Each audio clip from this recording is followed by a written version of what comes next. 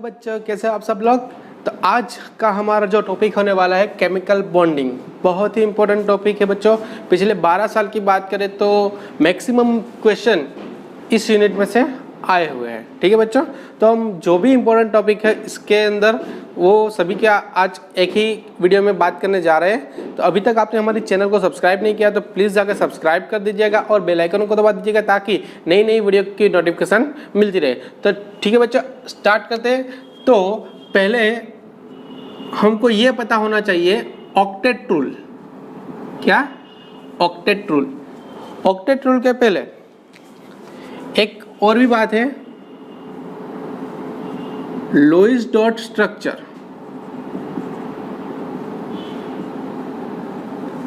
बच्चों ये आना चाहिए किस तरह से। अगर मैं बात करूं ऑक्सीजन की, यानी कि Z इज इक्वल टू क्या होगा, वो 8 होगा।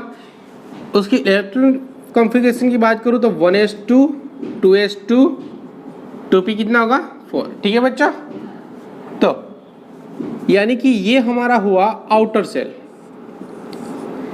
ये हुआ हमारा आउटर सेल। तो आउटर सेल में कितने इलेक्ट्रॉन है, 6 इलेक्ट्रॉन। यानी कि ऑक्सीजन के आसपास हम कितने इलेक्ट्रॉन यानी कि कितने डॉट बता सकते हैं, 6। ठीक है बच्चों, समझ में आ रही बात।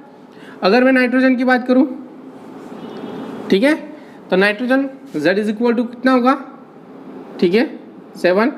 इसके इलेक्ट्रॉन कॉन्फ़िगरेशन क्या होगा, 1s2 2s2 2p3। यानी कि ये हमारी हो गई आउटर सेल। आउटर सेल में कितने इलेक्ट्रॉन है हमारे पास, 5 इलेक्ट्रॉन। यानी कि नाइट्रोजन का डॉट स्ट्रक्चर हम इस तरह से बता सकते हैं। ठीक है, समझ में आ रही बात। आगे बढ़ते हैं बच्चों।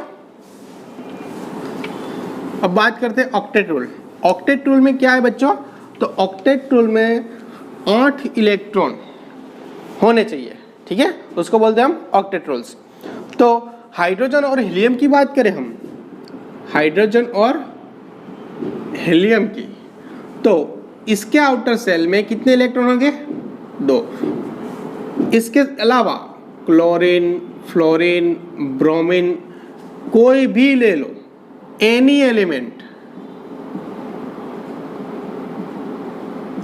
उसमें कितने आउटर सेल में कितने इलेक्ट्रॉन होंगे बच्चों, 8 इलेक्ट्रॉन हमको होने ही चाहिए।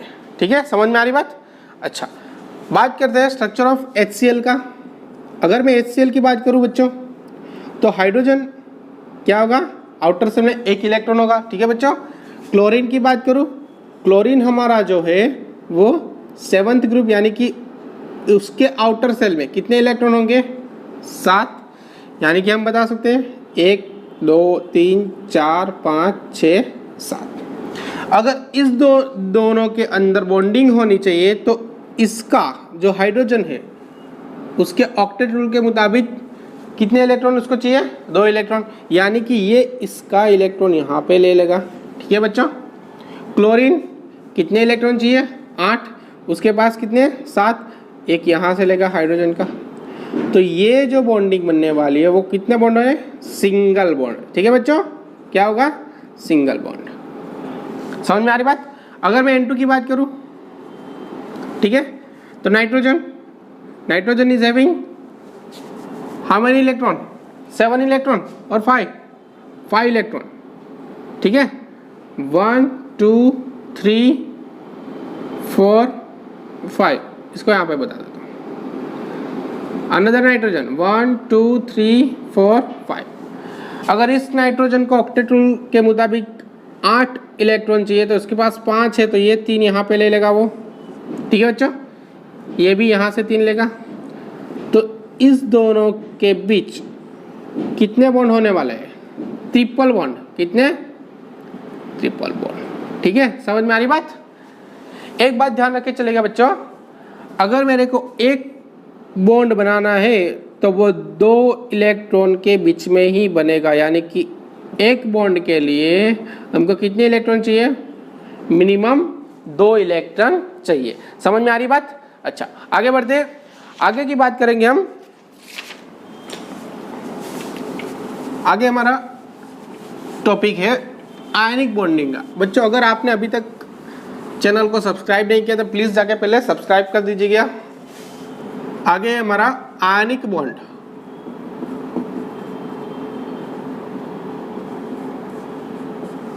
What is ionic bond? Ion के बीच में जो बॉन्ड बनने वाला है उसको हम बोलेंगे आयनिक बॉन्ड। समझ में आ रही बात? अच्छा, अगर मैं बात करता हूं NaCl की, ठीक है, तो यहां पे क्या होगा? Na और Cl। सोडियम की बात करें तो उसके पास एक इलेक्ट्रॉन ज्यादा है, ठीक है, आउटर सेल की बाहर भी एक इलेक्ट्रॉन ज्यादा है, यानी कि वो एक इलेक्ट्रॉन को क्या कर देगा? घुमा देगा, यानी कि वो एक इलेक्ट्रॉन घुमा के खुद पे प्लस चार्ज ले आएगा। ये दिया हुआ इलेक्ट्रॉन कौन ले लेगा बच्चों? कौन ले लेगा? क्लोरीन। तो ये हमारा बन जाएगा Cl-। तो इसकी बात करूं मैं बच्चों Na+Cl-, तो इसके बीच क्या होने वाला है? एट्रैक्शन। एट्रैक्शन होता है मुझा, समझ में आ रही बात? नेगेटिव और पॉजिटिव के बीच में ऑलवेज क्या होता है?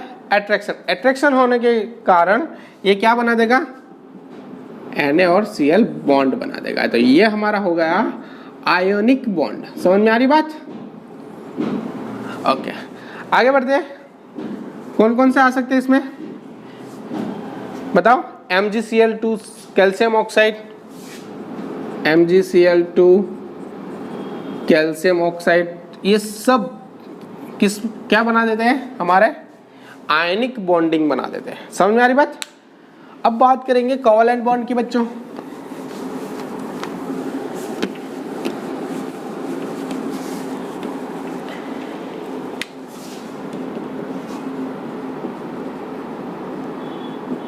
कोवैलेंट बॉन्ड, तो आगे क्या हुआ था? इलेक्ट्रॉन का ट्रांसफर हुआ था। एक ने इलेक्ट्रॉन दिया था, एक ने इलेक्ट्रॉन लिया था। यहां पे क्या होगा? Sharing of electron. क्या होगा बच्चों? Sharing of electron. यहां पे इलेक्ट्रॉन की शेयरिंग होने वाली बच्चों। अगर मैं बात करूं H2 की, हाइड्रोजन की, तो हाइड्रोजन के पास एक इलेक्ट्रॉन है, दूसरे हाइड्रोजन के पास एक इलेक्ट्रॉन।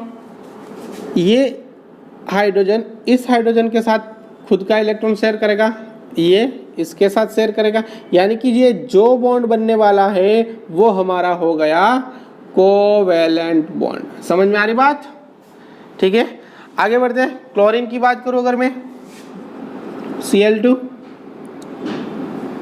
क्लोरीन के पास आउटर सेल में 7 इलेक्ट्रॉन, 1 2 3 4 5 6 7, दूसरे के पास 7, 1 2 3 4 5 6 7।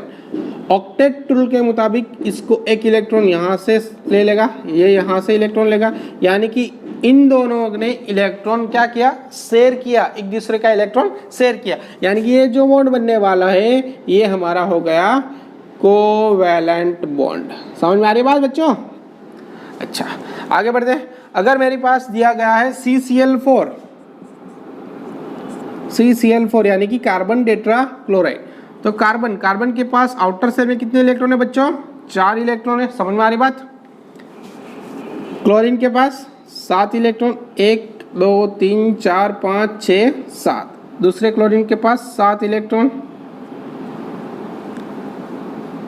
तीसरे के पास 7 इलेक्ट्रॉन और चौथे के बाद पे 7 इलेक्ट्रॉन। कार्बन को कितने इलेक्ट्रॉन चाहिए ऑक्टेट रूल के मुताबिक? 4 इलेक्ट्रॉन, एक यहां से ले लेगा, ठीक है, समझ में आ रही बात? सॉरी, ये क्लोरीन हो गया हमारा। कार्बन क्या करेगा? एक इलेक्ट्रॉन यहां से ले लेगा, एक इलेक्ट्रॉन यहां से ले लेगा, एक इलेक्ट्रॉन यहां से ले लेगा और एक इलेक्ट्रॉन इसके पास से लेगा। समझ में आ रही बात बच्चों? तो कार्बन की बात हो गई। कार्बन ने क्या किया? ऑक्टेट रूल के मुताबिक 8 इलेक्ट्रॉन अपने बना लिए। समझ में आ रही बात? और क्लोरीन की बात करूं तो क्लोरीन एक इलेक्ट्रॉन की शेयरिंग यहाँ से करेगा, यहाँ से करेगा, यहाँ से करेगा, यहाँ से करेगा, यानी कि ये जो बॉन्ड बनने वाले हैं 4, वो चारों के चारों कौन से होंगे हमारे, ठीक है, कोवेलेंट बॉन्ड। समझ में आ रही बात? अच्छा, इस तरह हम H2O का भी निकाल सकते हैं। तो इस सभी में क्या देखने वाला है हम, कोवेलेंट बॉन्ड। अब आगे की बात करें कोऑर्डिनेट बॉन्ड की। यहां पे इलेक्ट्रॉन की शेयर नहीं होने वाली बच्चों। यहां पे क्या होगा कोऑर्डिनेट बॉन्ड में, कोऑर्डिनेट बॉन्ड में क्या होगा कि एक के पास कुछ भी नहीं होगा और एक के पास ज्यादा होगा, तो वो क्या करेगा, उसको दे देगा, यानी कि उसके पास इलेक्ट्रॉन आ जाएंगे, यानी कि वो क्या बनाएगा, कोऑर्डिनेट बॉन्ड। अगर मैं बात करता हूं कोऑर्डिनेट बॉन्ड की,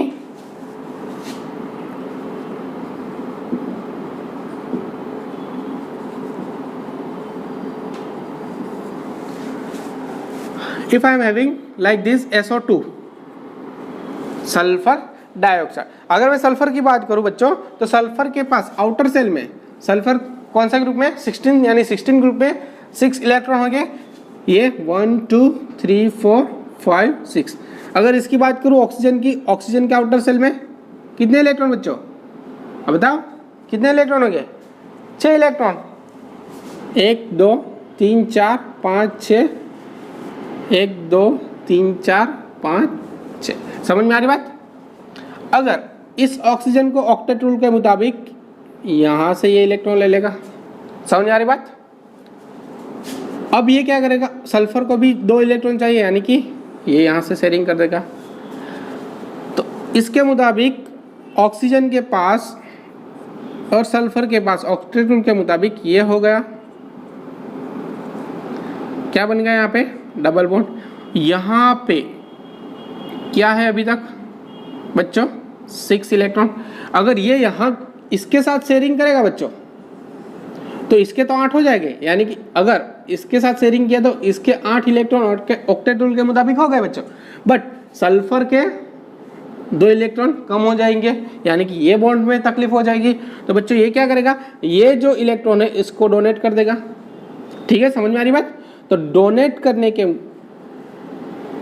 बाद ये कुछ इस तरह बन जाएगा, यानी कि इसने इसको इलेक्ट्रॉन दिए बच्चों, किसको दिए, इसको इलेक्ट्रॉन दिए।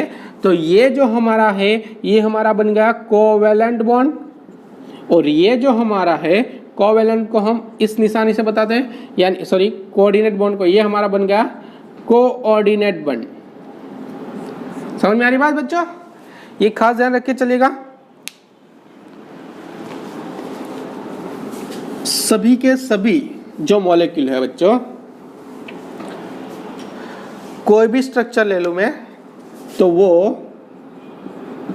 ऑल स्ट्रक्चर की बात करूं तो वो ऑक्टेट रूल को फॉलो करे, वो जरूरी नहीं है। कैसे? अगर मैं बात करूं PCl5 की, तो फॉस्फोरस सेंट्रल एटम होगा, उसके पास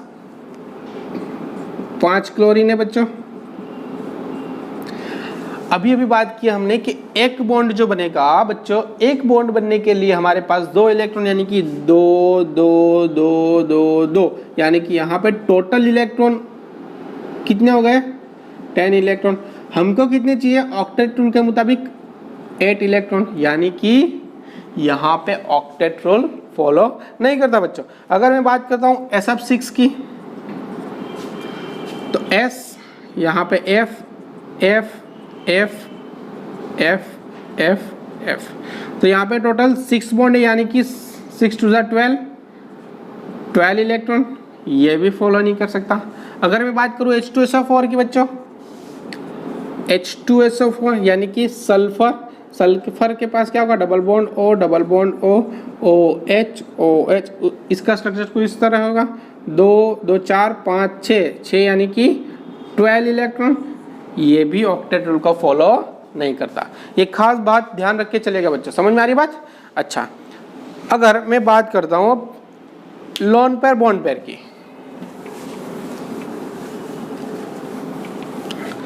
जो बच्चों बॉन्ड बना देगा, जो इलेक्ट्रॉन बॉन्ड बनाने के लिए काम आएगा, वो क्या कहलाएगा, बॉन्ड पेयर। और जो एक अकेला रह जाएगा वो उसको बोलेंगे हम लोन पेयर। क्या बच्चों, लोन पेयर। अगर मैं बात करता हूं NH3 की, समझ में आ रही बच्चों? एग्जाम नजदीक है बच्चों, प्लीज ध्यान रख के अपनी प्रिपरेशन चालू रखिए। NH3 ठीक है बच्चों, कितने इलेक्ट्रॉन थे? एक नाइट्रोजन के पास 5 इलेक्ट्रॉन, 3 तो इसने क्या किए, बॉन्डिंग में यूज कर दिए, ये 3 इलेक्ट्रॉन।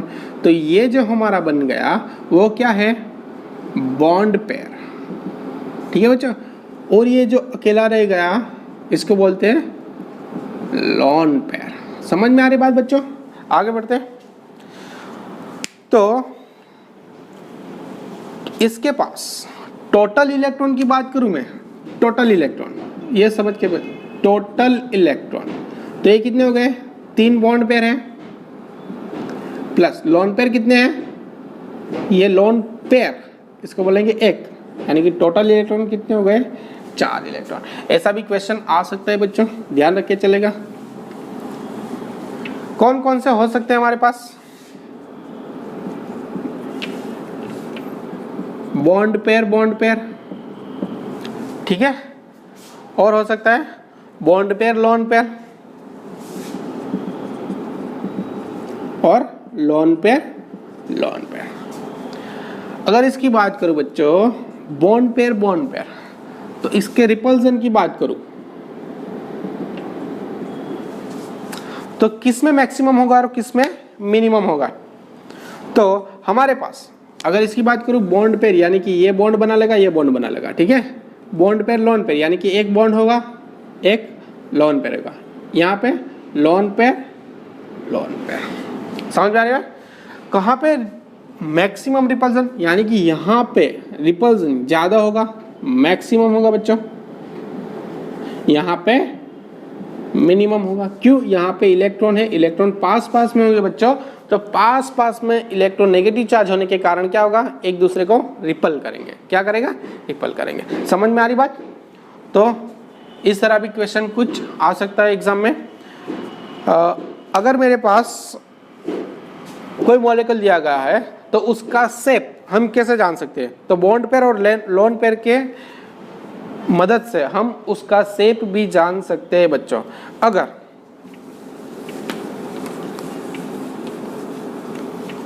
अगर मेरे पास कुछ दिया गया है NH3,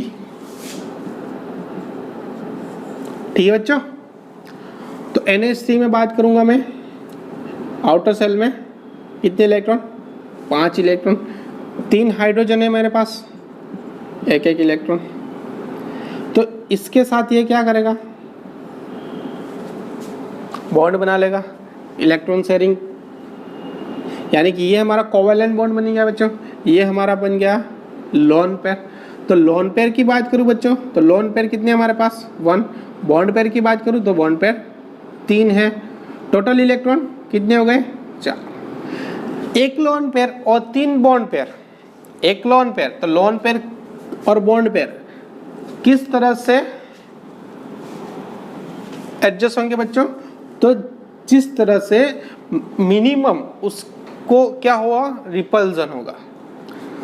तो ये हमारा जो बॉन्ड बनने वाला है 3 हाइड्रोजन के साथ, ठीक है बच्चों, तो ये कौन सा शेप बनाएगा, ट्राइगोनल, क्या बनाएगा, पिरामिड।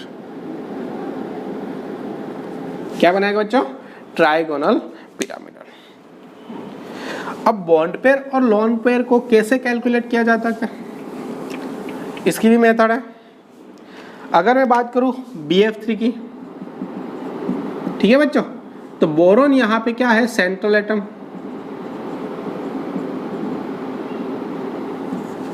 समझ में आ रही बात? अच्छा, अगर बोरोन की बात करूं सेंट्रल एटम, तो उसके आउटर सेल में कितने इलेक्ट्रॉन हो गए, ये हमारा सेंट्रल एटम होगा, ये साइड एटम हो गया, अराउंडिंग एटम, सराउंडिंग एटम, ठीक है बच्चा। तो अगर बोरोन की बात करूं तो इसके इलेक्ट्रॉन 1s2 2s2 2p1, यानी कि आउटर सेल में कितने इलेक्ट्रॉन है, 3 इलेक्ट्रॉन। फ्लोरीन की बात करूं तो क्या होगा, आउटर सेल में ये कौन से ग्रुप का है, 7th है, 7th है, यानी कि 7 इलेक्ट्रॉन होंगे इसके पास आउटर सेल में। ठीक है बच्चों, समझ में आ रही बात। तो यहाँ पे 7 इलेक्ट्रॉन, यहाँ पे 3 इलेक्ट्रॉन है। तो ये किस तरह से बनाएगा, यहाँ पे बॉन्ड पेयर और लोन पेयर की बात करें हम, ठीक है, तो हम कैसे कैलकुलेट कर सकते हैं बताओ।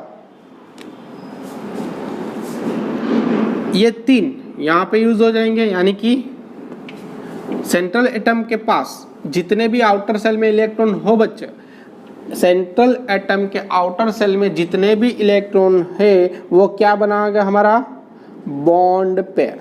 ठीक है, समझ में आ रही बात।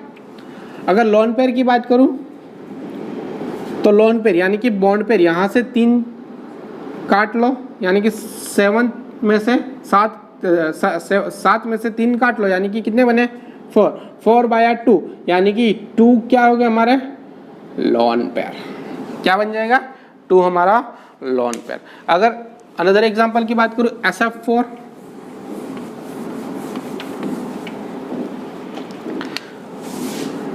SF4 सेंट्रल एटम हमारा होगा सल्फर। ठीक है बच्चों, आउटर सेल में कितने इलेक्ट्रॉन हो गए 6, फ्लोरीन आउटर सेल में 7 इलेक्ट्रॉन, यानी कि ये जो 6 है सेंट्रल एटम, इसके आउटर सेल में जितने इलेक्ट्रॉन होंगे वो क्या हमारा बना देगा, क्या बना देगा हमारा बता। सराउंडिंग एटम है हमारा, आउटर सेल में 6 इलेक्ट्रॉन है। ठीक है, फ्लोरीन, फ्लोरीन क्या बना देगा 4 फ्लोरीन, यानी कि 4 हमारा क्या बन जाएगा 4 बॉन्ड पेयर। समझ में आ रही बात। ठीक है, सल्फर के 4 इलेक्ट्रॉन तो बॉन्ड पेयर में यूज हो गए, यानी कि बचे कितने 2 इलेक्ट्रॉन, यानी कि 2 इलेक्ट्रॉन की पेयर बना के 1 क्या बन जाएगा लोन पेयर। तो अगर मैं बात करूं सल्फर की, तो सल्फर के पास F F F F कुछ इस तरह होगा, और एक क्या हो गया लोन पेयर। समझ में आ रही बात। बट इसका शेप क्या होगा बच्चों, इसने तो बता दिया। तो ये जो हमारा बॉन्ड है वो इस तरह से एडजस्ट होगा कि जिस तरह से उसमें रिपल्सन कम हो, यानी कि सल्फर इस तरह से एंगल, बॉन्ड एंगल क्या होगा बढ़ेगा। जैसे ही बॉन्ड एंगल बढ़ेगा, यानी कि एटम है जो है एक दूसरे के दूर हो जाएंगे। दूर हो जाने के कारण क्या होगा बच्चों, तो यहाँ पे रिपल्सन कम होगा। 2 फ्लोरीन यहाँ पे आ जाएंगे, और ये तो ये जो हमारा हो गया सीसो, क्या सीसो स्ट्रक्चर, यानी कि सैप। समझ में आ रही बात। आगे बढ़ते हैं। अगर मेरे पास कुछ दिया गया BF2 के बारे में, बेरिलियम, यानी कि बेरिलियम के पास आउटर सेल में कितने इलेक्ट्रॉन होंगे बच्चों 2 इलेक्ट्रॉन। समझ में आ रही बात। फ्लोरीन कितने हैं 2, यानी कि 2 बेरिलियम के इलेक्ट्रॉन बॉन्डिंग पेयर में यूज हो जाएंगे, यानी कि 2 बॉन्ड पेयर बना देंगे। यहाँ पे लोन पेयर कोई भी नहीं है, यानी कि बी का स्ट्रक्चर इस तरह आ गया। ठीक है, ये बॉन्ड एंगल कितना होगा 180। समझ में आ रही बात। आगे बढ़ते हैं। दूसरी भी मेथड है हमारे पास,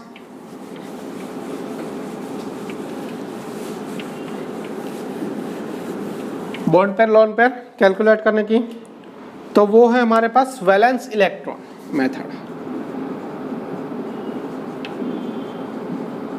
क्या है बच्चों वैलेंस इलेक्ट्रॉन। वैलेंस इलेक्ट्रॉन की बात करें बच्चों, तो वैलेंस इलेक्ट्रॉन में हम फर्स्ट ऑफ ऑल क्या कैलकुलेट कर देंगे वैलेंस इलेक्ट्रॉन। अगर मेरे पास कुछ दिया गया है CH4, ठीक है बच्चों CH4, यानी कि यहाँ पे सेंट्रल एटम क्या है कार्बन, कार्बन के वैलेंस इलेक्ट्रॉन क्या है 4, साइड एटम क्या है हमारे पास, हाइड्रोजन, सराउंडिंग एटम यानी कि इसकी वैलेंस इलेक्ट्रॉन क्या है 1। ठीक है बच्चों, अगर मैं बात करने जाऊं तो ये क्या हमारा होगा हाइड्रोजन, मोनोवेलेंट। मोनोवेलेंट किसको कहेंगे, तो जिसके वैलेंस इलेक्ट्रॉन सराउंडिंग एटम के क्या होंगे, एक इलेक्ट्रॉन होंगे, तो उसको क्या हम बोलेंगे बच्चों, मोनोवेलेंट। ठीक है बच्चों, monovalent atom. Atom with one valence electron that is called monovalent electron। समझ आ रही बात? अच्छा, तो इसकी बात करने जाऊं मैं तो इलेक्ट्रॉन पेयर कैलकुलेट करनी है मुझे। क्या, electron pair. Electron pair calculate करने के लिए हमको क्या चाहिए बच्चों, एक तो वैलेंस इलेक्ट्रॉन चाहिए यानी कि 1/2 valence electron plus monovalent electron. समझ में आ रही बात? और मोनोवेलेंट एटम कितने हैं वो देख लेंगे। 1/2 वैलेंस इलेक्ट्रॉन हमारे पास कार्बन के कितने हैं सराउंडिंग के 4। मोनोवेलेंट कितने हमारे पास 4 हाइड्रोजन है, 4 एटम है यानी कि ये होगा हमारा 4। तो 1/2 4 + 4 8 यानी कि ये हमारे पास क्या होगा, इलेक्ट्रॉन पेयर हमारे कितने हो गए 4। बच्चों ये ख्याल ध्यान रखें, सराउंडिंग एटम जितने होंगे, आगे मैंने बात करी सराउंडिंग एटम जितने भी होंगे वो हमारे क्या हो गए, बॉन्ड पेयर। यानी कि यहाँ पे 4 सराउंडिंग एटम है तो हमारे बॉन्ड पेयर कितने बन जाएंगे 4। समझ में आ रही? तो lone pair, total electron pair कितने हैं 4, तो 4 तो बॉन्ड पेयर में आ गए यानी लोन पेयर कितने बचे हमारे पास 0। समझ में आ रही बात? ठीक है, आगे बढ़ते हैं।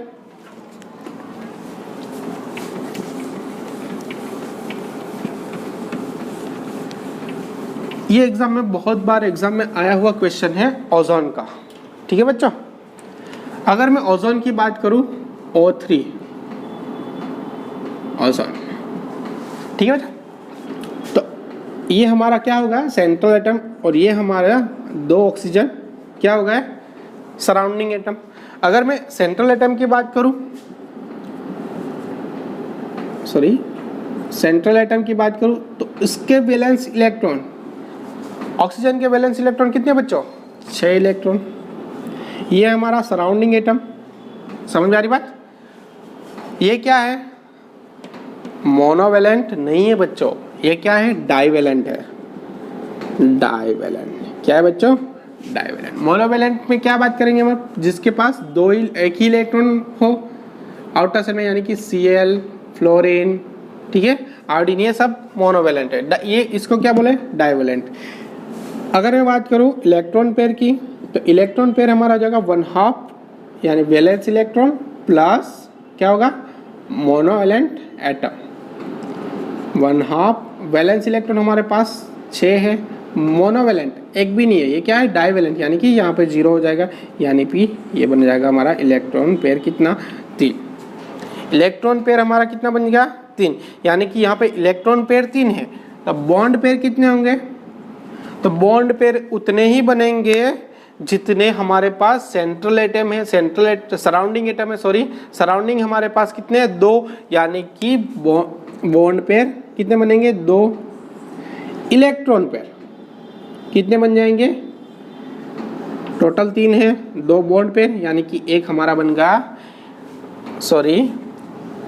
इलेक्ट्रॉन पेयर नहीं, इसको बोलेंगे हम क्या बोलेंगे, इलेक्ट्रॉन पेयर होगा, बॉन्ड पेयर होगा और बाकी का आंसर रहेगा लोन पेयर। समझ में आ रही बात? तो इस तरह से हम electron pair, bond pair, lone pair की कैलकुलेशन कर सकते हैं बच्चों। समझ में आ रही बात? तो इसी तरह हम कोई भी ले लो हमारे पास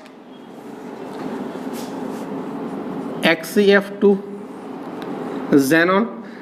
ज़ेनॉन हमारा सेंट्रल एटम है, सेंट्रल एटम के पास ज़ेनॉन आउटर सेल में, ज़ेनॉन यानी कि हमारा इनर्ट गैस होगा, इनर्ट गैस यानी कि लास्ट ग्रुप, उसके पास आउटर सेल में 8 इलेक्ट्रॉन है बच्चों।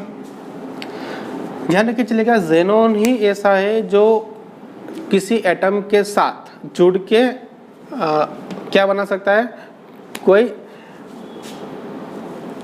बॉन्ड बना सकता है। अगर मैं फ्लोरीन की बात करूँ, ये हमारा सराउंडिंग एटम हो गया, यानी कि साइड एटम हो गया। ये हमारे पास क्या है, 8 वैलेंस इलेक्ट्रॉन। तो वैलेंस, अगर मैं इलेक्ट्रॉन पेयर की बात करूँ तो 1/2 valence electron plus monovalent atom 1/2। Valence electron हमारे पास हो गए 8, मोनो एटम क्या हो गए 2 यानी कि 10, यानी कि ये हमारा बन गया 5। तो इलेक्ट्रॉन पेयर हमारे पास 5 है। बॉन्ड पेयर कितने हो जाएंगे, जितने सराउंडिंग एटम है यानी कि 2।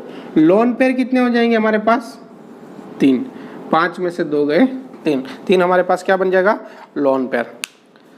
अगर इसकी स्ट्रक्चर की बात करूं बच्चों तो ज़ेनॉन F, कितने F बन जाएंगे 2, यहाँ पे क्या हो जाएगा 3 हमारा लोन पेयर। ये इस तरह भी बन सकता है और ये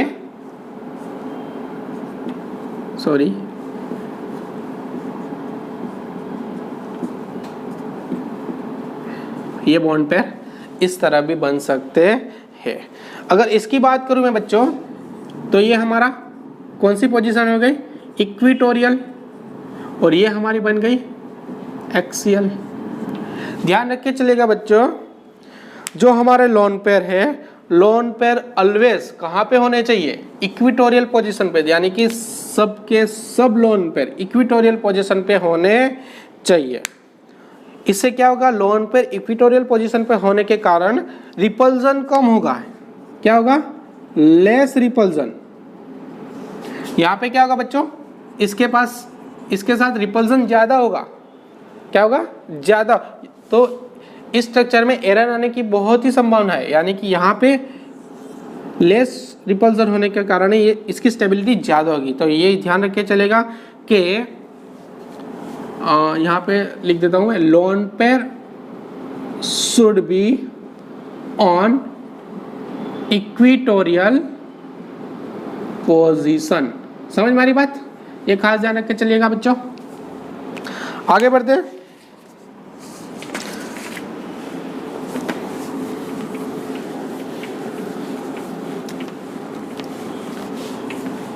बेटा अगर आपको ये वीडियो अच्छी लगती है तो प्लीज़ हमारा उत्साह बढ़ाने के लिए लाइक बटन को प्रेस कर दीजिएगा, ठीक है।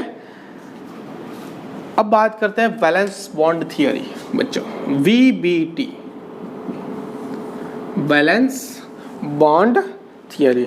अगर मैं बात करूँ हाइड्रोजन की, H2 की, तो हाइड्रोजन इलेक्ट्रॉन कॉन्फ़िगरेशन क्या होगा, 1s, क्या होगा 1s2 होगा, ठीक है।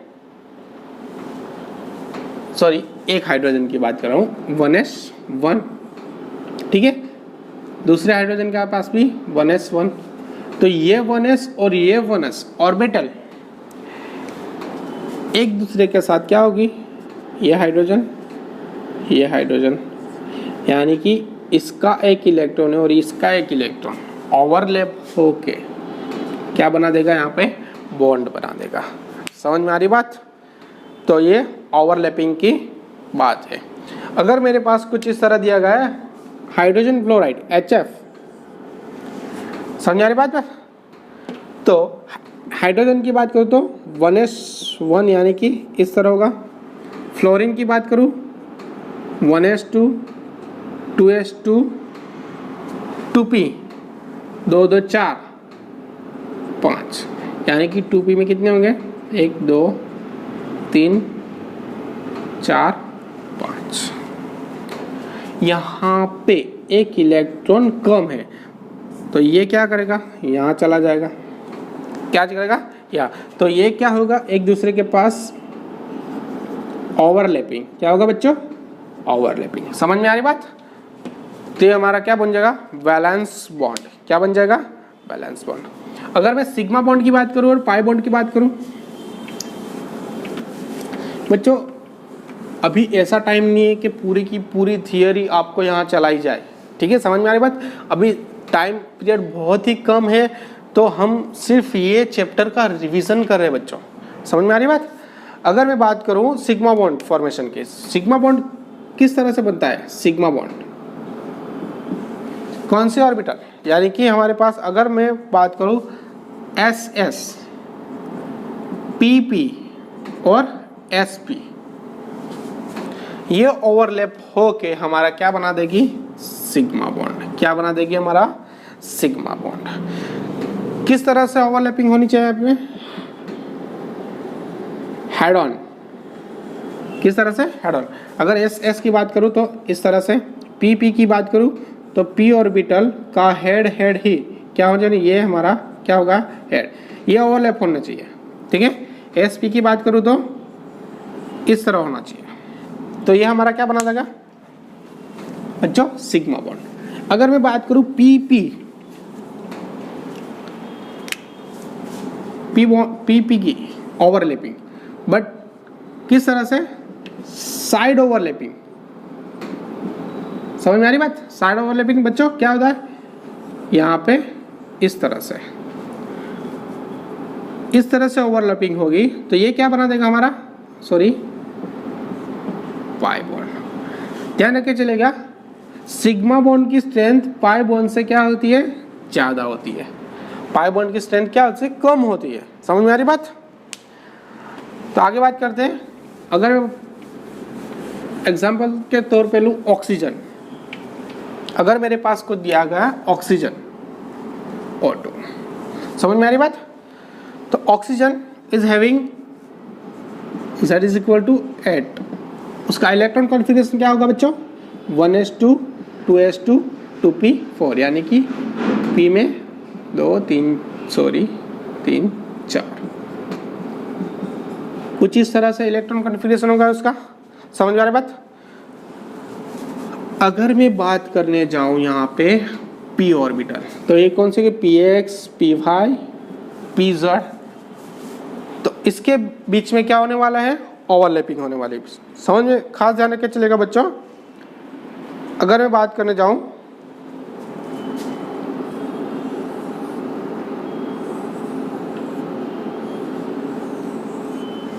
ये एक ऑक्सीजन की बात हो गई,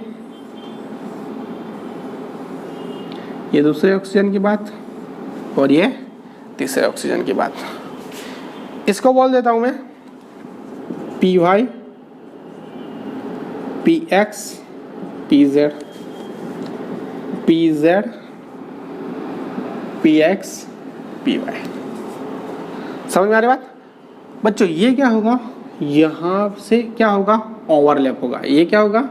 ओवरलैप। इसको थोड़ा बढ़ा देता हूँ मैं, यहाँ से ये ओवरलैप होगा, यानी कि ये जो बॉन्ड बनने वाला है ये कौन सा हमारा होगा? Sigma bond. समझ में आ रही बात? आगे बढ़ जाए।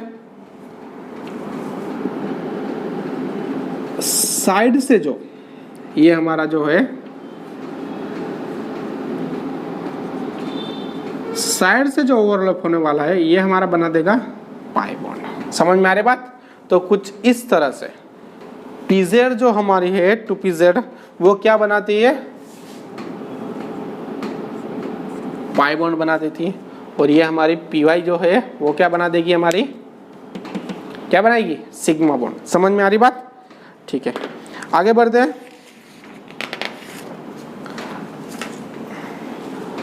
इसकी भी थोड़ी लिमिटेशन थी बच्चों, जो आगे चल के नई थियरी में निकल के आई। तो लिमिटेशन क्या थी बच्चों? तो ये BF3 है, ठीक है। आगे की बात करूं CH4 है, CO2 है।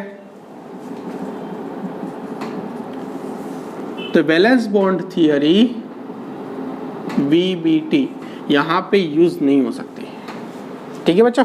लाइक मैं BF3 की बात करूं बच्चों, BF3 तो बोरॉन 1s2 2s2 2p1 है। फ्लोरीन की बात करूं 1s2 2s2 2p5 है। समझ में आ रही बात? तो यहाँ पे P के पास कितने हैं? एक ही है, तो यहाँ पे वो ओवरलैप हो सकता नहीं है। समझ में आ रही बात? तो इसके लिए नई मेथड आई हाइब्रिडाइजेशन। हाइब्रिडाइजेशन की शॉर्टकट जो है वो हमारी चैनल पे उसकी लिंक दी गई है, उसकी वीडियो मैंने बनाई है कि किस तरह से हम हाइब्रिडाइजेशन निकाल सकते हैं। बट ये प्रॉपर मेथड है कि हाइब्रिडाइजेशन कैसे निकालते हैं। तो ये क्या करेगा बच्चों, अगर मैं बात करूं यहाँ पे एक इलेक्ट्रॉन, यहाँ पे 2 इलेक्ट्रॉन, तो ये जो इलेक्ट्रॉन है यहाँ से ट्रांसफर यहाँ पे हो जाएगा। ठीक है बच्चों, तो ये क्या बना देगा, 1 और P के पास 2, यानी कि हमारे पास फ्लोरीन कितने हैं, 3, यानी कि यहाँ पे 3 ऑर्बिटल चाहिए। तो ये 3 ऑर्बिटल मिक्सअप होके क्या बना देगा हमारा, ये S और ये P। S की कितनी ऑर्बिटल, 1 ऑर्बिटल, P की 2 यानी कि 2। तो ये हमारा जो बना देता है ये sp2 हाइब्रिडाइजेशन। क्या होगा, sp2 हाइब्रिडाइजेशन। ठीक है, समझ में आ रही है। अगर मैं बात करूँ CH4 की बच्चों, तो कार्बन की बात करूँ 1s2 2s2 2p2, यानी कि P के पास 2 इलेक्ट्रॉन है, S के पास 2 इलेक्ट्रॉन है। इसकी बात नहीं कर सकते, ये आउटर सेल है। ठीक है बच्चों, हाइड्रोजन की बात करूँ तो क्या हो जाएगा, 1s1। तो मेरे पास टोटल 4 हाइड्रोजन है बच्चों, 4 हाइड्रोजन, यानी कि मेरे पास यहाँ पे कितनी ऑर्बिटल चाहिए, 4 ऑर्बिटल। तो ये इलेक्ट्रॉन यहाँ से यहाँ लगा जाएगा, तो यहाँ पे बन जाएगा ये 1 2 और 3। तो यहाँ पे क्या आ जाएगा, हाइड्रोजन हाइड्रोजन हाइड्रोजन। यहाँ पे हाइड्रोजन की क्या हो जाएगी, 1s ऑर्बिटल की ओवरलैपिंग, यानी कि एक S और 3 P बने, sp3 हाइब्रिडाइज। क्या होगा, sp3 हाइब्रिडाइजेशन। अगर मैं इसकी बात करूं sp3, तो ये क्या बनेगा, टेट्राहेड्रल। कौन सा शेप बनेगा, ये टेट्राहेड्रल। समझ में आ रही बात? ठीक है, आगे बात कर दे MOT की। किसकी बात करते हैं, MOT, यानी कि मॉलिक्यूलर ऑर्बिटल थियरी की।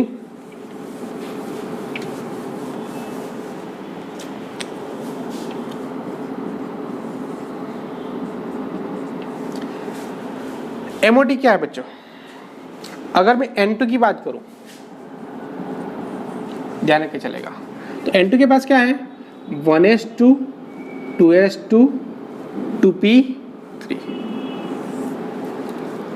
कुछ इस तरह से आएगा बच्चों।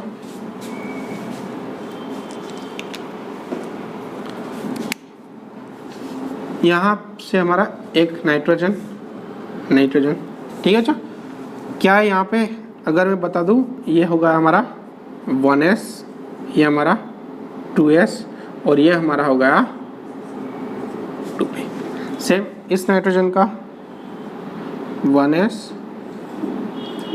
2s 2p। समझ में आ रही बात? इलेक्ट्रॉन फिलअप कर देते हैं, 1s2 2s2 2p3। यहाँ पे भी 1s2 2s2 2p3।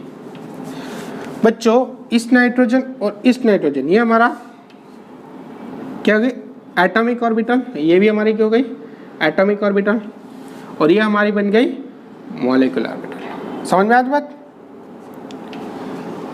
बच्चों? ध्यान रखिए चलेगा, 1s और 1s क्या बना देगा, मिक्स होके 2 ऑर्बिटल बनाएगा।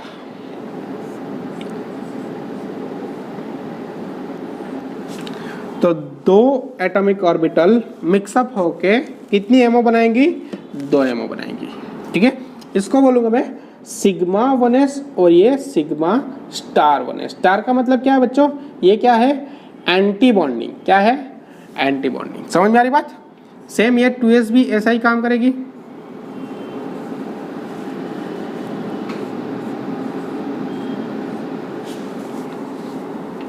टू पी की बात करूं, ये खास ध्यान रख के चलेगा बच्चों।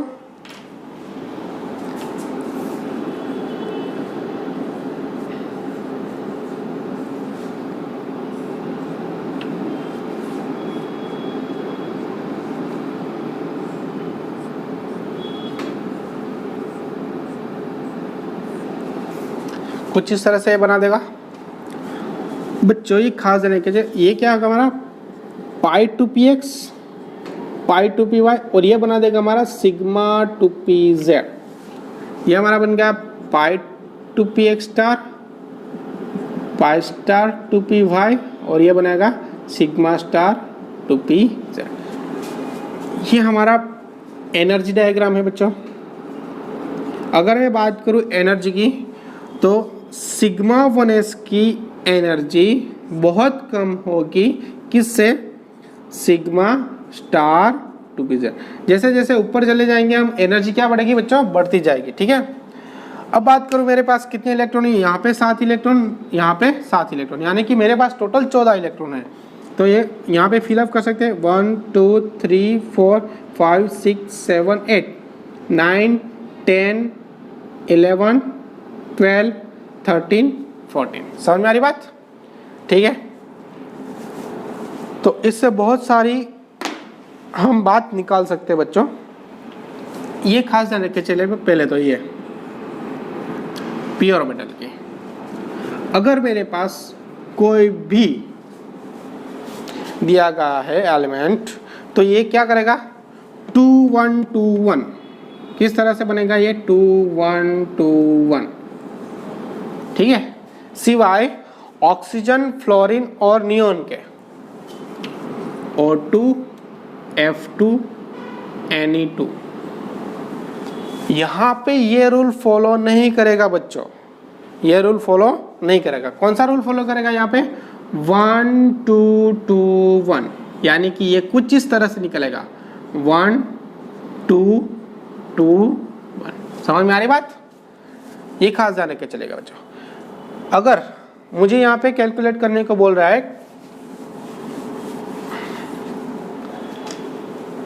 बॉन्ड ऑर्डर, बॉन्ड ऑर्डर की भी मैंने शॉर्ट ट्रिक अपनी चैनल पे डाली हुई है बच्चों, प्लीज जाके उसको पहले देख लीजिएगा। बॉन्ड ऑर्डर कैसे निकालते हैं, तो 1/2, और यहाँ पे लिख देता हूं मैं कौन से बॉन्डिंग इलेक्ट्रॉन, उसमें से क्या कर देंगे हम एंटी बॉन्डिंग, और number of electron in bonding minus number of electron in anti bonding, NB minus Na divided by 2। हम इसकी बात नहीं करने वाले बच्चों, ये इनर सेल की बात है। हम आउटर सेल की बात करें तो बॉन्डिंग, ये बॉन्डिंग हो गया, ठीक है, ये बॉन्डिंग बॉन्डिंग बॉन्डिंग, और ये हमारा बन गया एंटी बॉन्डिंग। तो बॉन्डिंग में कितने इलेक्ट्रॉन है 2 2 2 2, यानी कि 8 इलेक्ट्रॉन, माइनस एंटी बॉन्डिंग में कितने हैं 2 इलेक्ट्रॉन डिवाइडेड बाय 2, यानी कि कितने इलेक्ट्रॉन हो गए हमारे, यानी कि नाइट्रोजन N2 के बीच में कितने बॉन्ड होंगे 3। इस तरह से लिखा जा सकता है। ठीक है, समझ में आ रही बात बच्चों? ओके, अगर जितने ज्यादा बॉन्ड होंगे, more the bond order more the stability, बच्चों ये ध्यान रख के चलेगा, क्या more the bond order more the stability. जितने ज्यादा बॉन्ड होंगे स्टेबिलिटी उतनी ज्यादा होगी। ठीक है बच्चों, समझ में आ रही बात? अच्छा, आगे बढ़ते हैं। स्टेबिलिटी किस पे डिपेंड करेगी, अगर मेरे पास यहाँ पे दिया गया है नंबर ऑफ बॉन्ड पेयर और number of anti bonding, number of bonding और नंबर ऑफ एंटी बॉन्डिंग, तो यहाँ पे नंबर ऑफ बॉन्डिंग कितने 8, नंबर ऑफ एंटी बॉन्डिंग यानी कि 2 है, यानी कि कुछ इस तरह से होगा NB is greater then Na, तो ये क्या बन जाएगा स्टेबल, इसकी स्टेबिलिटी क्या हो जाएगी ज़्यादा हो जाएगी। अगर मेरे पास इससे उल्टा दिया गया है Na is greater than NB और Na is equal to NB, तो इसकी स्टेबिलिटी कम हो जाएगी, यानी कि ये क्या हो जाएगा अनस्टेबल हो जाएगा। क्या बच्चा हो जाएगा ये हो जाएगा हमारा अनस्टेबल। ये खास ध्यान रख के चलिएगा, ठीक है, समझ आ रही बात। अगर यहाँ पे बात करूँ तो यहाँ पे अनपेयर इलेक्ट्रॉन एक भी नहीं बच्चों। अगर अनपेयर इलेक्ट्रॉन होंगे तो ये बन जाएगा पैरामैग्नेटिक। क्या बन जाएगा बच्चों? पैरामैग्नेटिक। अगर मेरे पास पेयर्ड इलेक्ट्रॉन है, सबके सब क्या है? पेयर्ड इलेक्ट्रॉन, यानी कि यहां पे बात करें सबके सब पेयर्ड इलेक्ट्रॉन है, तो ये बन जाएगा हमारा डायामैग्नेटिक। ये खास ध्यान रख के चलेगा बच्चों। पेयर्ड तो डायामैग्नेटिक, अनपेयर्ड तो पैरामैग्नेटिक। ये हमारा क्या बन गया? N2 हमारा डायामैग्नेटिक। समझ में आ रही बात? तो केमिकल बॉन्डिंग में बच्चों ये जो हमारे आज के टॉपिक है वो खास ध्यान रख के चलेगा, बहुत ही इंपॉर्टेंट होने जाने वाले हैं एग्जाम के। अगली नेक्स्ट वीडियो में हम केमिकल बॉन्डिंग में प्रीवियस ईयर में जो भी क्वेश्चन आए हैं उसका डिस्कशन करेंगे, ठीक है बच्चों। Thank you.